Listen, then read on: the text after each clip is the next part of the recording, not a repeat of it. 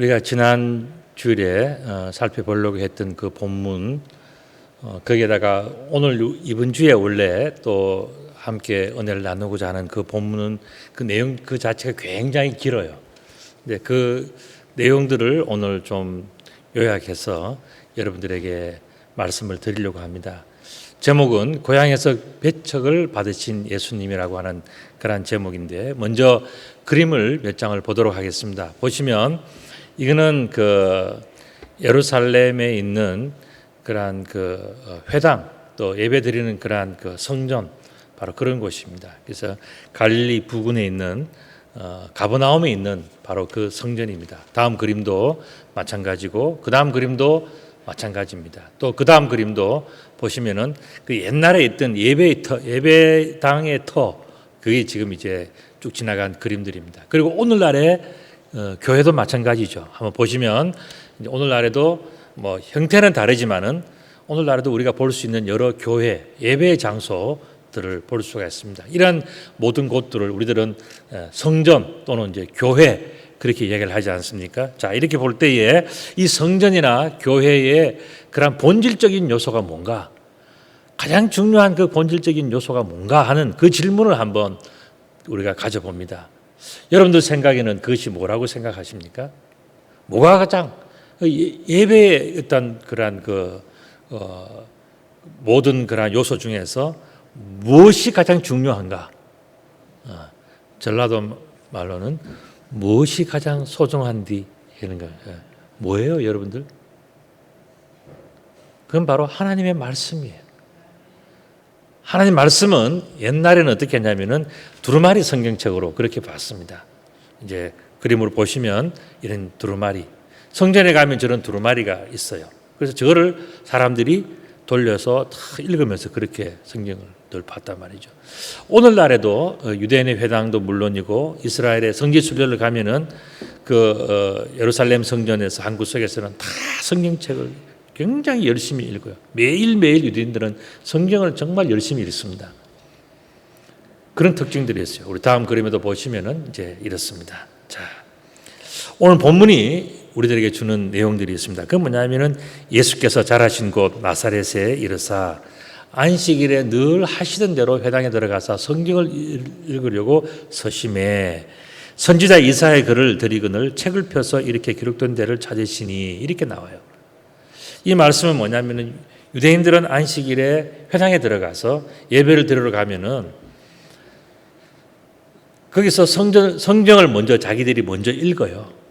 읽는데 성전을 지키는 사람들, 관리하는 사람들이 오면은 이제 두루마리 성경책이 뭐 무한정 많이 있는 건 아니니까 한 권을 내주는 거예요.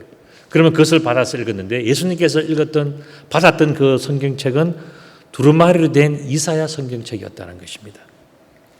자, 그렇다면 우리가 질문을 한 가지 가져볼 수 있는데, 그게 뭐냐면은 이 이사야서 성경책 속에서 예수님은 어떤 부분을 찾으셨을까?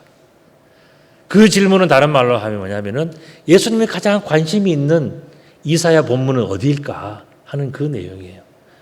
이사야 두루마리를 하나 다 받았는데 그 내용이 두껍죠. 이사야서는 이 책이 굉장히 두꺼운 책입니다. 그러니까 내용이 굉장히 많은 분량인데 그 많은 것 중에서 예수님께서 가장 관심 있는 부분은 어디일까? 예수님은 딱 그걸 찾으신 거예요.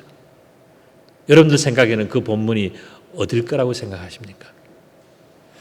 그것은 바로 오늘 본문 18절 19절에 나오는 내용인데, 이사야서 61장 1절부터 3절까지 나오는 바로 그 내용이에요.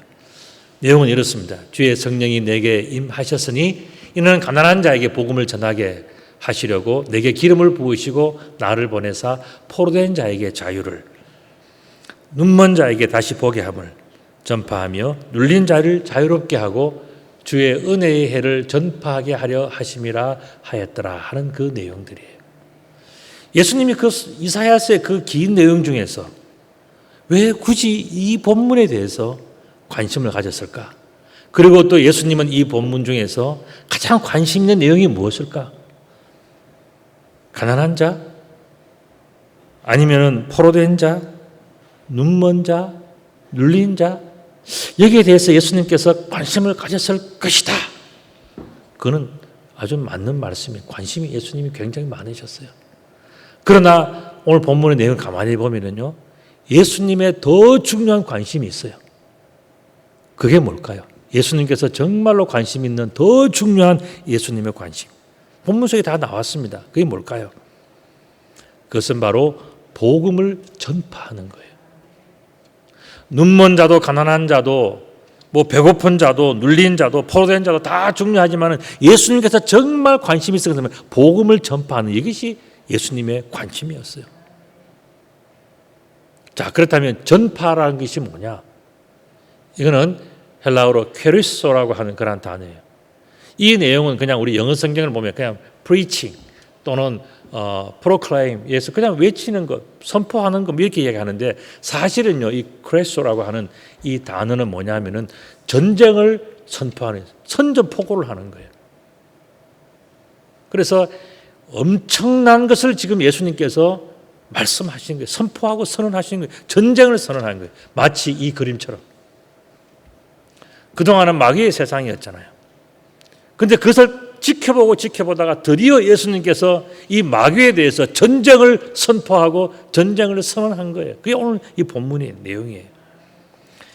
예수님께서 마귀에게 전쟁을 선포하시면 마귀는 어떤 반응을 보일 것 같습니까?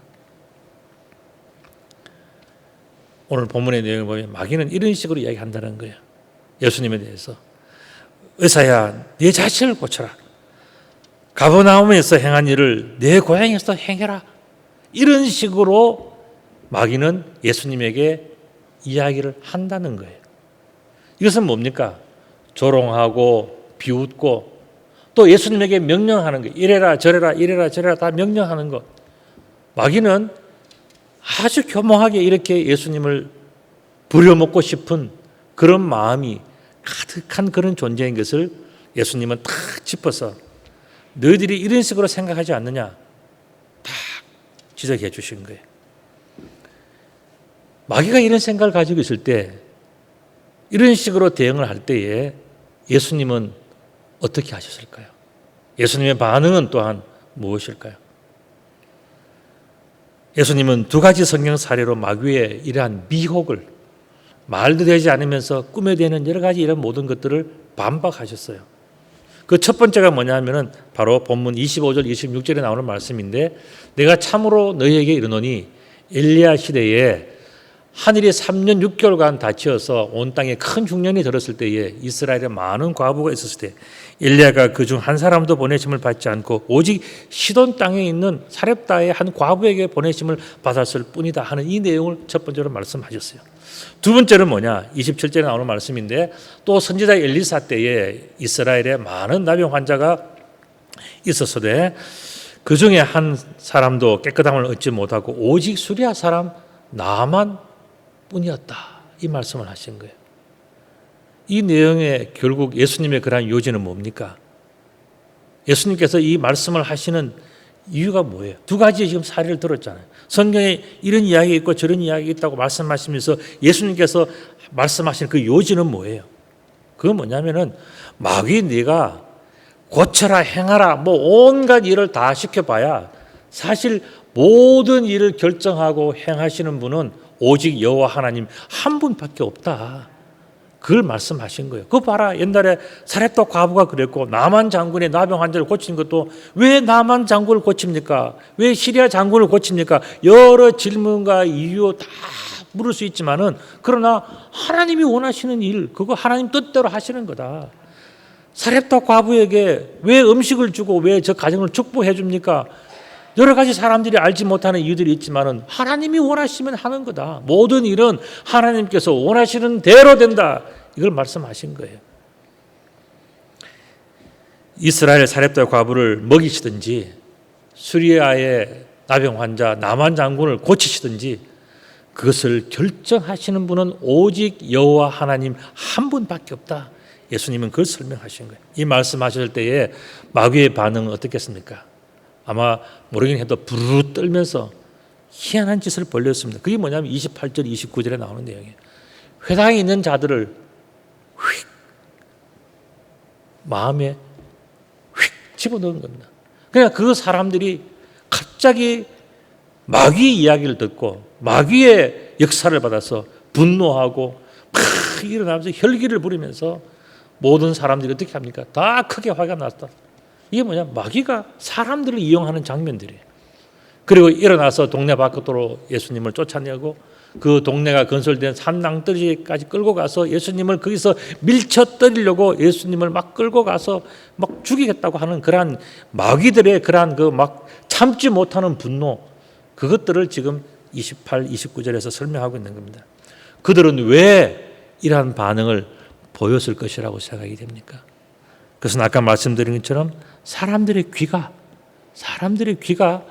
하나님의 말씀보다는 마귀에게 오랫동안 끌려다녔어요.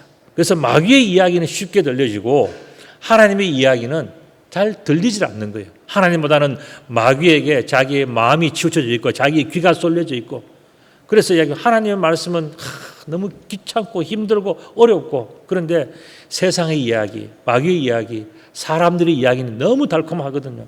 그러니까 자기가 좋은 것만 하고 자기가 영원히 죽어가는 줄을 모르고 이 좋은 인생의 기회가 다 지나가면 그냥 다시 돌아올 수 없는 그런 마지막 기회가 바로 우리 인생이라는 것도 모르고 어떻게 됩니까? 그저 마귀의 이야기에 귀가 쏠려가지고 그냥 그렇게 놀아난다는 거예요. 이거 얼마나 안타까운 이야기입니까? 즉 하나님의 말씀을 듣고 순종하기보다는 마귀의 지시나 명령을 더 많이 따르고 있는 것이 아주 습관화되어 있는 거예요. 하나님 말씀은요, 어떻게 보면은 주일날 잠깐 와서 1시간, 1시간 중에서도 뭐 한 30분 듣는 걸로 일주일 내내 듣는 게 없어. 그러니까 어떻게 살겠습니까? 대신에 세상은요, 어떻습니까? 교회 문 밖으로 나가면 온갖 마귀의 이야기들이 난무하지 않습니까? 그러니까 참 인간은 약할 수밖에 없고 시험에 무너질 수밖에 없고 어떻게 보면 참 인간은 불쌍한 존재예요. 여러분들이 주일날 교회에 나와서 이 1시간 동안은 어떻게 보면 참 보호받는 축복의 시간인 줄 알아야 돼요. 이 시간은 내가 나오는 그 자체만 해도요, 우리가 마귀로부터 보호를 받는 시간 아닙니까? 하나님 말씀을 듣는 시간 아닙니까? 이게 얼마나 복된 시간. 일주일 내내 중에서요, 이 시간은 보장된 시간, 보호받는 시간, 축복받는 시간이에요. 그런데 나가면 어떻습니까? 전부 다 사람들의 이야기, 마귀의 이야기, 세상의 이야기, 다 그 이야기에 끌려다녀. 불쌍한 것이 바로 우리 인생이에요. 그런데 문제는 뭐냐면 그런 것을 듣는데 그런 것에 솔깃한 것이 우리의 습관이 되어 있더라는 겁니다. 그런 것을 더 많이 따르고 그것과 더 많이 관계되어 있고 그것이 재밌는 것 같고 즐거운 것 같고, 그러니까 자기 인생이 정말 도끼자루가 썩는 줄 모르고 인생이 무너져 가고 있는 거예요. 예수님께서는 그들 가운데로 지나가셨더라. 그림 하나 보실까요? 보시면 저 사람들의 눈빛과 한번 보세요. 이걸 하고 미워하고 정말 마귀에게 들은 이야기가 있으니까 뭐 그냥 자기의 생각, 자기의 주장, 하나님의 생각, 하나님의 말씀은 저들 속에서 찾아볼 수가 없어요. 겉은 하나님이고 하나님의 백성이고 하나님의 사람들인데 저 속에 있는 것은요, 마귀가 준 것으로 가득 차 있는 그런 사람들의 모습 속을 예수님께서 뚫고 가실 때 뭘 생각하셨겠어요?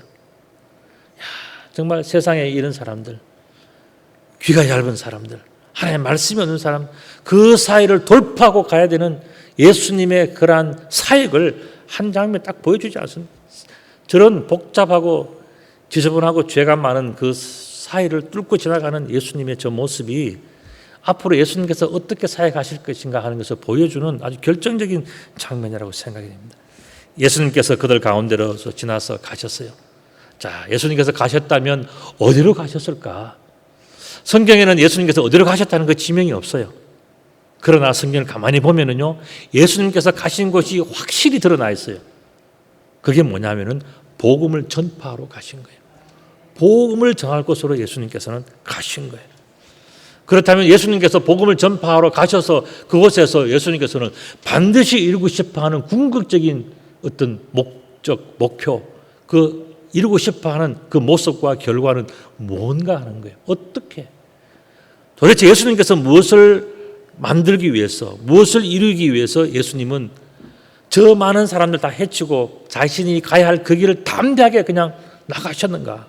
거기에는 분명한 뭔가 뜻이 있지 않겠습니까? 그 뜻이 뭐냐 하는 거예요. 그 예수님의 뜻이 뭐길래 저렇게 예수님은 뚫고 지나가고 그렇게 꼭 가야만 하는 그게 뭐냐 하는 거예요. 여러분들은 그게 뭐라고 생각하십니까? 그 내용이 오늘 우리 본문에서는 이제 다 읽지는 않았지만 뒤에 나오는 내용들이에요. 그게 뭐냐면 바로 가버나움 회당에서 생긴 일들이에요. 그 내용은 31절부터 37절까지 또 길게 이어져 나옵니다. 오늘 본문이 굉장히 길어요. 그런데 특별히 33절부터 37절까지 그 내용들이 쭉 나오는데 33절 내용이 이렇습니다. 회당에 더러운 귀신 들린 사람이 있어 크게 소리 질러 이르되 나사렛 예수여 우리가 당신과 무슨 상관이 있나이까?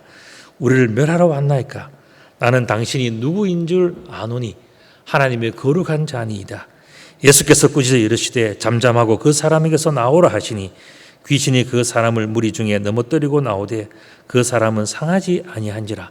다 놀라 서로 말하여 이르되 이 어떠한 말씀인고 권위와 능력으로 더러운 귀신을 명하며 나가는도다 하더라. 이에 예수의 소문이 그 근처 사방에 퍼지더라 하는 바로 이 말씀이에요. 자, 그렇다면 이 본문 속에서 볼 때 예수님께서 진정으로 원하셨던 것은 뭐냐 하는 거예요. 흔히 이야기하는 귀신을 내어 쫓는 축사. 여러분 축자가 무슨 축자인지 아시죠? 이게 뭐냐면 쫓아낸다 하는, 축출한다고 하는 쫓아낼 축자예요. 그 사자는 뭐냐면 간사할 사자예요. 그래서 마귀를 쫓아내고 간사한 그 존재를 쫓아내는 것이 뭐냐? 이게 뭐냐? 축사라는 거예요. 축사.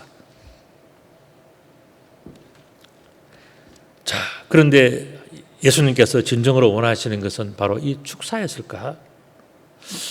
알고 보면 예수님께서 진정으로 원하신 것은 뭐냐면은 그동안의 마귀의 명령을 따르던 사람이 이제는 하나님의 말씀을 따르는 사람으로 변화되어지는 것. 이게 사실은 예수님께서 가장 바라시는 거예요. 좀 쉬운 말로 요약해서 말씀드리면 뭐냐면은 사람이 복음화되는 것. 지금까지는 마귀의 종노릇 하고 사람들의 종노릇 하고 살아왔던 그 사람이 이제는 뭐냐? 하나님의 말씀을 듣는 사람으로 변화되어지는 것, 바뀌어지는 것. 이게 예수님께서 바라시는 가장 원하시는 복음화예요. 복음화. 예수님께서는 이것을 하기 위해서 이 땅에 오셨고 이 변화를 주시기 위해서 사람들을 만났고 사람들을 만날 때에 늘 복음을 전한다. 복음을 전파한다. 이 말씀은 뭡니까? 마귀 밑에 있던 사람, 마귀의 명령을 듣던 사람을 이제는 하나님의 말씀을 듣는 사람으로 바꾸어 놓는 그 일을 예수님께서 하셨다는 것입니다. 하나님께서 보시기에 인생 성공은 어떤 모습일 것이라고 생각합니다. 자, 우리가 뭐 잘 먹고 좋은 집에 살고 또 뭐 많은 것을 누리고 그것도 참 인생 성공이고 좋은 거예요. 그죠? 학교에 다니는데 공부를 해서 또 좋은 성적이 나와서 좋은 대학 들어가고 또 취업도 하고 결혼도 하고 다 그런 것은 좋은 열매, 좋은 결과, 좋은 성공이라고도 이야기할 수 있습니다. 그런데 여러분 그것이 인생 성공의 전부일까요? 또 더구나 하나님께서 보실 때에 우리 주 예수님께서 보실 때에 여러분들 보시고서 여러분들 정말 훌륭합니다. 세상에서 돈 많이 벌었습니다. 정말 자식 많이 낳고 굉장히 훌륭해 보입니다. 그게 인생 성공일까요? 그러면 교회 나올 필요 없잖아요. 그 시간에 돈 벌고 그 시간에 일하고 그 시간에 운동하고 뭐 다 해야지. 그런데 왜 교회에 나옵니까? 왜 하나님은 이 주일이 거룩하고 복된 날이라고 말씀하셨을까요? 하나님 보시기에 인생 성공은 어떤 모습일까? 그건 바로 이런 거예요. 마귀나 사람들의 말이 아니라 하나님의 말씀을 듣고 하나님을 따르는 사람으로 진정으로 변하는 것. 이전에는 정말 볼 때 저 사람은 도저히 그럴 리가 없는데 저 사람은 안 될 거야 틀렸는데 저 사람이 말씀으로 변화되지는 않을 거야라고 하는 그 사람이 어느 날 하나님의 말씀을 듣고 그것을 믿고 순종하면서 조금씩 변화되어져 가는 그 모습이 뭐냐? 인생 성공의 모습이에요. 인생 성공의 스토리예요. 얼마나 멋진 인생입니까? 사람들의 말이 아니라 하나님의 말씀으로 변화되어지고 그 속에 하나님의 말씀이 들어가 있는, 자기 속에 하나님의 말씀이 들어가 있는 거예요. 그래서 사람들이 당신은 누굽니까? 물으면 당신은 어떤 사람입니까? 물으면 내 속에 말씀이 있다. 이거 이야기할 수 있는 사람. 내 속에 말씀이 있다. 얼마나 멋진 표현입니까? 그렇게 살아갈 수 있는 사람이 뭐냐? 인생을 성공한 사람이고, 그 속에 하나님 말씀이 있는 사람이 뭐냐? 하나님의 말씀이 그와 함께하는 임마누엘의 인생이라는 거예요. 여러분들 히브리어로 임마누엘이라고 하는 이 단어는 뭐냐면은 God with us예요. 하나님이 우리와 함께 하신다는 거예요. 하나님이 우리와 어떻게 함께 하십니까? 말씀으로 함께 하시는 거예요. 하나님의 말씀이 우리 속에 함께 하고 있는 사람은요, 인생 이미 성공한 사람이에요. 그렇기 때문에 하나님의 말씀이 우리 속에 있다는 이 자체가 얼마나 큰 축복이고 놀라운 은혜입니까? 하나님의 말씀은요, 왜 복이 되는가? 그 이유를 제가 설명해 드릴 겁니다. 하나님의 말씀은 태초부터 사람들 가운데 있었어요. 여러분 창세기 1장 1절 잘 아시지 않습니까? 창세기 1장 1절에 뭐라고 되어 있습니까? 하나님이 태초에 하나님이 천지를 창조하시느라 그랬잖아요. 그런데 창세기 1장의 중요한 내용을 다 보면 뭡니까? 태초에 하나님이 말씀으로 천지를 창조하시느라, 이 뜻이에요. 히브리어로도 이렇게 문장을 보면 이렇게 이 뜻이에요. 태초에 하나님이 말씀으로 천지를 창조하셨다라고 하는 바로 그 개념입니다. 또한 창세기 1장 27절, 28절에 보면은 사람을 만드시지 않습니까? 그때 이렇게 되죠. 하나님이 자기 형상, 곧 하나님의 형상대로 사람을 창조하시되 남자와 여자를 창조하시고 그랬어요. 그리고 또한 이어지는 내용이 뭡니까? 하나님이 그들에게 복을 주시며 하나님이 그들에게 이르시되 이래 했다. 자, 이 말씀은 여러분들 무슨 뜻인지 아십니까? 하나님이 남자와 여자를 만드시고 난 다음에 그들에게 준 최고의 축복, 그게 뭐냐 하는 거예요. 그거는 생육하고 번성하고 땅에 충만하고 땅을 정복하고 바다와 물고기와 하늘의 새와 땅에 움직이는 모든 생물 다스리는 것보다 더 중요한 게 있다는 거예요. 그게 뭐냐면 하나님이 그 남자와 여자에게 말씀하신 거예요. 최고의 축복은 뭐냐? 하나님이 그 남자와 여자라고 하는 사람에게 말씀을 주신 사건이 가장 큰 축복이라는 거예요. 그러니까 결국 가장 복받은 사람들은 어떤 사람이냐? 하나님의 말씀을 자기 속에 많이 담고 있는 사람. 그래서 정말 그 말씀 때문에, 또 말씀을 의지해서 말씀을 사모하고 말씀을 순종하고 말씀과 함께 임마누엘 하는 그 사람이 뭐냐? 최고로 복을 아는 사람. 우리의 인생에서 여러 가지 많은 축복들이 있지만은 최고의 축복은 뭐냐?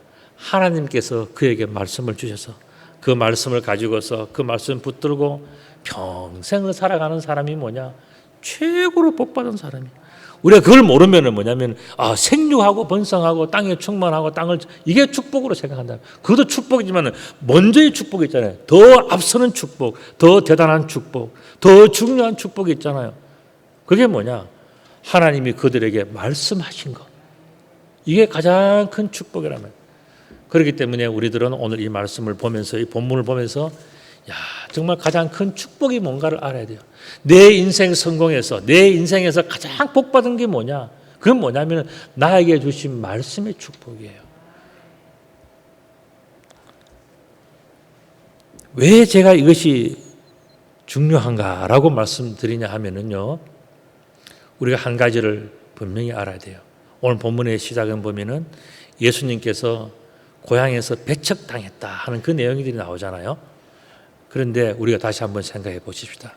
자, 그렇다면 태초에 하나님께서 천지를 말씀으로 창조하시고 그 다음에 또한 하나님께서 창조하신 사람, 그 남자와 여자에게 말씀을 주시는 것이 가장 큰 축복이라고 생각해 본다면 하나님의 말씀은 말씀의 고향은 어디일까 하는 거예요. 하나님의 말씀의 고향은 어디라고요? 하나님의 사람들이에요. 원래 우리들은요, 참 복받은 사람들이었어요. 왜 그런가? 하나님의 말씀을 받았기 때문에, 천지를 창조하신 하나님의 말씀을 받았기 때문에 우리들은요 정말 복의 복을 받은 사람이에요. 복 중에 복을 받은 사람들이 하나님의 말씀을 받은 사람들이에요. 하나님의 말씀은 태초에 그 사람들 남자와 여자 속에 다 있었어요. 말씀의 고향은 사람이에요. 이 온 천지에도 말씀이 있었지만 특별히 하나님의 창조하신 남자와 여자 속에 하나님의 말씀이 있었다고요. 사람이 바로 하나님의 말씀의 고향이에요. 그래서 신약에 와서 사람을 뭐라 그랬습니까? 사람은 여호와의 성전이라고 했어요. 여호와의 성전. 여호와의 성전이 뭡니까? 말씀이 머물러 있는 곳, 말씀이 있는 곳. 그것이 뭐 낡았느냐, 작으냐, 크냐 이게 아니고요. 우리는 여호와의 성전이다 하는 것은 그 속에 말씀이 있기 때문에, 하나님의 말씀이 있기 때문에 거기는 어디나 성전이 되는 거예요. 이 큰 축복을 받았는데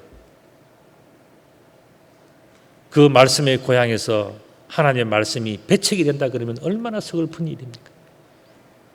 하나님이 그렇게 축복을 해주고 제일 우선 가는 복을 주고 싶어 하는데 늘 그냥 팅팅 튕기고 있으면 어떻게 복 있는 인생을 살아갈 수가 있겠습니까?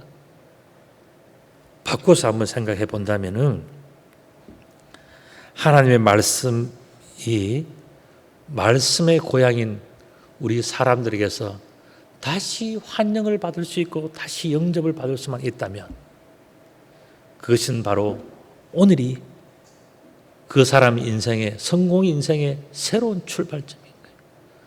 우리는 이 말씀을 정말 이 세상 무엇과도 비교할 수 없는 하나님의 복 중의 복이 바로 여호와 하나님의 말씀이다. 그건 본래 우리에게서부터 있었는데 마귀의 장난에 의해서 다 날아가 버렸잖아요. 뺏겨 버렸잖아요. 그런데 사기당한 줄도 모르고 뺏긴 줄도 모르고 그냥 살아가고 그냥 세상에서 마귀의 이야기를 듣고 사람들의 이야기를 듣고 살아가면 그거는 정말 어리석은 자 중에 어리석은 자예요. 그런데 오늘 이 말씀을 듣고 깨우쳤어요. 나는 이제부터 하나님의 말씀을 붙들고 나는 이 복은 나는 끝까지 붙들어야 되겠다. 그리고 이 복은 나뿐만 아니라 나의 자녀들에게, 나의 가족들에게, 나의 친구들에게 나는 이 복을 나누면서 이 풍성한 복을 나누면서 나는 살겠노라고 하는 사람은요 눈이 띄어진 사람, 영안이 띄어진 사람이에요. 복이 뭔지를 아는 사람이에요. 그 복을 놓지 않는 사람은요 용기 있는 사람이에요. 그 축복을 소중하게 여기는 사람은요 담대한 사람입니다. 지금은 어렵지만 나중에 가서 크게 형통하게 될 수 있는 그 사람이 뭐냐? 복이 뭔지를 아는 사람이에요. 복 중에 복은 뭡니까? 하나님의 말씀이에요.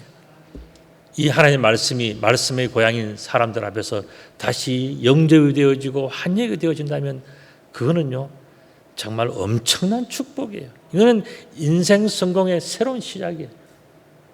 오늘 본문에서 예수님은 바로 그것을 우리들에게 말씀해 주신 것입니다.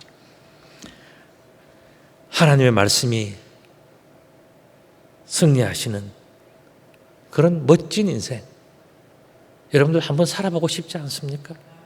우리가 그저 뭐 어디 가서 고기 좀 썰고 뭐 차 한번 밟아보고 뭐 하는 그거는 짧은 인생에서 그냥 그런 순간이 한 번씩 있으면 좋죠. 근데 정말 이 인생은 짧고 하나님 나라의 그 영생은 끝이 없는 eternal life잖아요. 끝이 없는 그 인생을 살 것을 생각해야 되는데 그저 이 땅에서 그냥 짧은 것 거기에 그냥 눈이 멀어서 산다는 이거는 뭐냐? 이거는 마귀에 끌려가는 사람이에요. 우리는 그렇게 살면 안 돼요. 말씀의 고향인 우리 속에 하나님의 말씀을 채우고 정말 하나님이 우리와 함께 하신다는 것을 늘 감사하면서 하나님을 영화롭게 하고 내가 이 말씀을 붙들고 내가 복을 받았어. 내가 지금은 미약하고 지금은 부족하고 지금은 내 인생이 참 초라한 것 같지만은 내가 이 말씀 붙들고 하나님의 말씀이 복이라면 이걸 붙들고 내가 일어서서 훗날에는 내가 하나님 앞에서 크게 쓰임받고 하나님을 크게 영화롭게 하고 나의 후대들은 나의 믿음 때문에 큰 복을 받게 할 것이라는 그 꿈이 있다면요 오늘 우리의 이 순간은요 정말 행복한 시간이에요. 미래를 새롭게 출발하는 정말 멋진 인생의 그러한 출발점이에요. 저는 여러분들 모두 다가 그런 멋진 인생의 주인공들이 다 되시기를 우리 주님의 이름으로 축복합니다. 아멘. 기도드리겠습니다. 거룩하신 아버지 하나님, 참 감사합니다. 우리가 하나님의 말씀의 고향인 것을 다시 한번 깨닫습니다.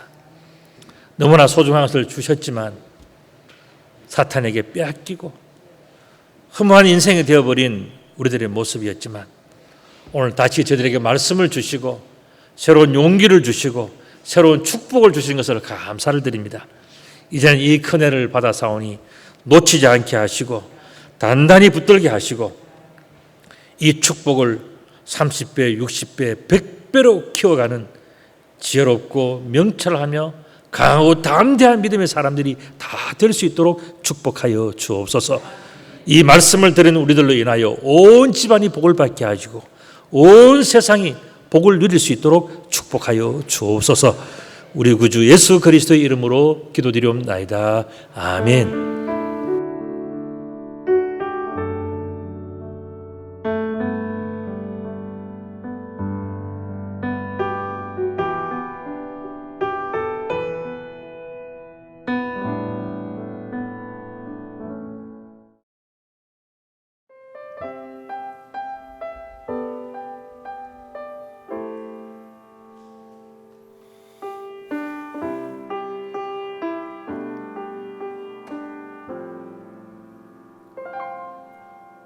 내가 누려왔던 모든 것들이,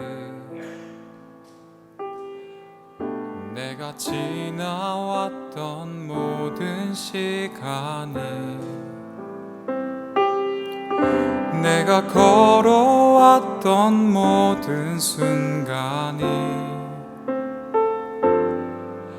당연한 것 아니라 은혜였소. 아침 해가 뜨고 저녁에 노을, 봄의 꽃향기와 가을의 열매, 변하는 계절의 모든 순간이 당연한 것 아니라 은혜였소. 모든 것이 은혜, 은혜,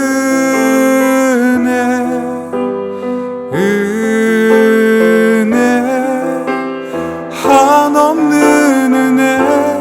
내 삶에 당연한 건 하나도 없었던 것을, 모든 것이 은혜, 은혜였어.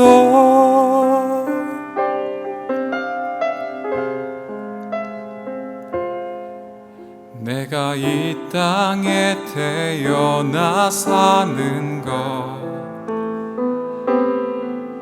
어린아이 시절과 지금까지 숨을 쉬며 살며 꿈을 꾸는 삶, 당연한 것 아니라 은혜였어.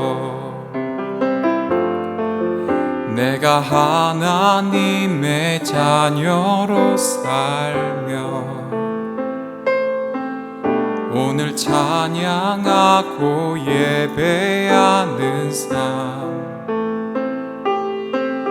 복음을 전할 수 있는 축복이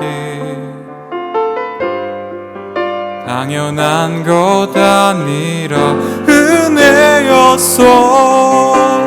모든 것이 은혜, 은혜, 은혜, 한없는 은혜. 내 삶에 당연한 건 하나도 없었던 것을, 모든 것이 은혜, 은혜였어. 모든 것이 은혜, 은혜.